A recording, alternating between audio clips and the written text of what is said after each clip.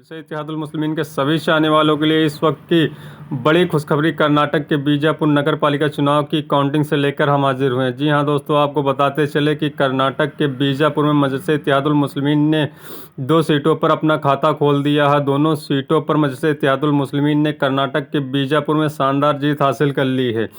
ये जीत उन लोगों के मुंह पे तमाचा है जो लोग कहते थे कि बीजापुर में मजलिस इत्तेहादुल मुस्लिमीन के एक भी सीट नहीं निकलेंगी। आपको बताते चले कि वार्ड नंबर 25 से सूफियावती ने बड़ी जीत दर्ज कर दी है। और दूसरे उम्मीदवार की बात करें तो वार्ड नंबर 28 से रिजवाना फैसल इनामदार ने जीत दर्ज कर दी है। और आपको बताते चले कि कर्नाटक के बीजापुर में वार्ड नंबर 25 और 28 दोनों सीटों पर मजलिस इत्तेहादुल मुस्लिमीन में ज़बरदस्त जीत हासिल की है। और बाकी 2 सीटों पर अभी काउंटिंग जारी है। जैसे ही रिजल्ट आ रहा वैसे ही आपको बताने की कोशिश की जाएगी। तो आपसे गुजारिश है कि इस वीडियो क्लिप को ज़्यादा से ज़्यादा से अपनी राय जरूर बता दें। जिसने तुम्हारी इज्जत लूटी उसको जेल में रखेंगे और अच्छे संस्कार की बुनियाद पर मोदी जी उनको आजाद कर देंगे। और जब यही बिल्किस बानो के ताल्लुक से एक मीडिया के जर्नलिस्ट ने आप पार्टी के एक मिनिस्टर से पूछा कि बिल्किस बानो पर आप क्या बोलेंगे, तो उसने कहा कि हमको बिल्किस बानो के बारे में नहीं बोलना है, हमको स्कूल के बारे में बोलना है, टीचर के बारे में बोलना है, क्लासरूम के बारे में बोलना है। बिल्किस पर नहीं बोलेंगे, मोदी जी भी नहीं बोलेंगे, भाजपा भी बिल्किस पर नहीं बोलेगी और दिल्ली का केजरीवाल भी बिल्किस बानो पर नहीं बोलेगा। मेरे अजीज दोस्तों और बुजुर्गों, बिल्किस बानो पर अगर किसी ने पूरी ताकत और जिम्मेदारी के साथ किसी ने बिल्किस बानो की ताईद में कहा, किसी पार्टी ने कहा, तो उसका पार्टी का नाम मजलिस पार्टी था। हम मुसलमान बिल्किस बानो मुसलमान है कहकर नहीं बोले। नहीं, मैं तुम्हारे थालियों का मोहताज नहीं हूं। मैं तुमको एक पैगाम देना चाह रहा हूं बापू नगर की जनता को कि बिल्किस तुम्हारी भी बहन है, बिल्किस तुम्हारी भी बेटी है। बिल्किस की मरने वाली बेटी तुम्हारी भतीजी भी हो सकती है, तुम्हारी भांजी भी हो सकती है। अगर कल तुम्हारी औलाद से ऐसा होगा तो तुम क्या करोगे बताओ। आज एक सरकार ने एक महिला की अस्मत रेजी करने वालों को छोड़ दिया और क्या पैगाम दिया गुजरात की महिलाओं को। ये गुजरात के महिलाओं को सोचना पड़ेगा।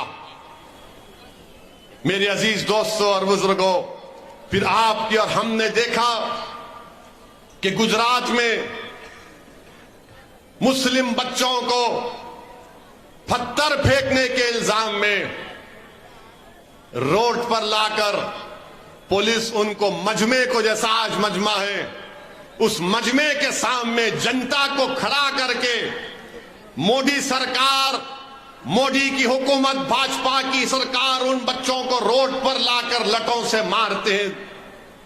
बताओ मेरे अजीज दोस्तों और बुजुर्गों, उन मासूम बच्चों के खिलाफ अगर किसी ने आवाज बुलंद की तो उसका नाम असदुद्दीन ओवैसी था।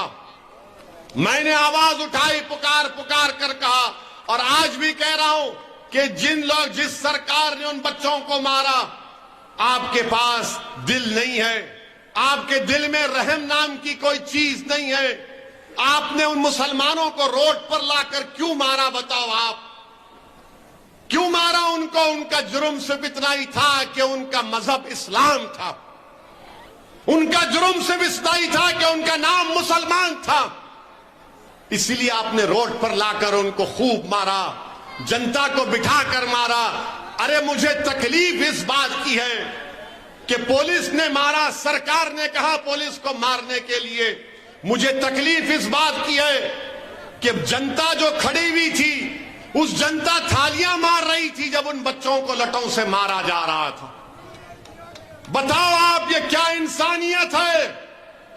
कितना अंधेरा फैल चुका है दिलों में कि बच्चों को रोड पर लाकर जब मार रहा है तो कम से कम उस जनता में से अगर कोई एक आदमी या एक महिला उठकर कहती कि इनको जेल को भिजाओ, इनको मारो मत। हमारे गुजरात में संविधान है, हमारे गुजरात में कोर्ट है, कानून है।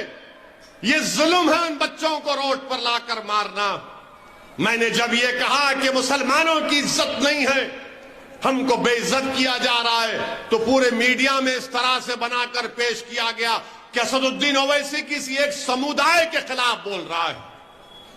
अगर मुसलमान की जगह एक दलित को मारते, एक आदिवासी को मारते, हमारे हिंदू भाई को मारते, एक ब्राह्मण को मारते, तब भी मैं इसी तरह से कहता, क्योंकि कानून को तोड़ने का काम सरकार का नहीं है। पुलिस जिसको चाहे लट लेकर नहीं मार सकती रोड पर लाकर। अगर ऐसा है तो फिर गुजरात की कोर्ट को बंद कर दो, पुलिस स्टेशन को बंद कर दो, आईपीसी सीआरपीसी को जला दो जनता के सामने लाकर, और बोल दो कि इंसाफ नहीं होगा, जुल्म ही होगा, जुल्म ही होगा। अगर इंसाफ होना चाहिए तो संविधान से देश चलना चाहिए।